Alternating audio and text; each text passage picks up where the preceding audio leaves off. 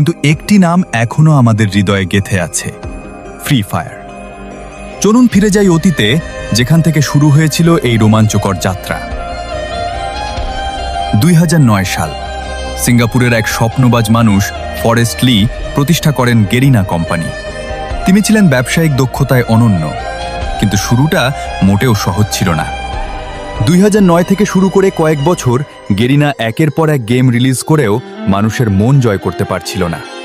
2014, 2015 এবং 2016 সাল পর্যন্ত তাদের প্রতিটি প্রচেষ্টাই যেন ব্যর্থতায় পর্যবসিত হচ্ছিল।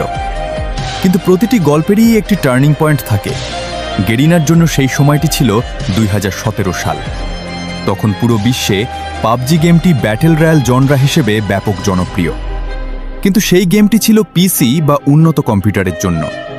সাধারণ মোবাইল ব্যবহারকারীদের জন্য তখনও কোনো মানসম্পন্ন ব্যাটেল রয়্যাল গেম ছিল না। এই সুযোগটিই কাজে লাগান ফরেস্ট লি। তিনি চাইলেন এমন একটি গেম তৈরি করতে যা সাধারণ বা কম দামি ফোনেও স্মুথলি চলবে। সেই লক্ষ্যেই একদল দক্ষ টিম নিয়ে শুরু হয় কাজ, আর এভাবেই জন্ম নেয় আজকের কিংবদন্তি ফ্রি ফায়ার। আজ 2056 সালেও যখন আমরা ভার্চুয়াল রিয়েলিটির যুগে দাঁড়িয়ে পেছনে তাকাই, তখন ফ্রি ফায়ারের সেই শুরুর দিনগুলো আমাদের মনে করিয়ে দেয়। লেগে থাকলে সাফল্য আসবেই। আজও কোটি কোটি গেমারের কাছে ফ্রি ফায়ার কেবল একটি গেম নয়, এটি একটি আবেগ, একটি ইতিহাস।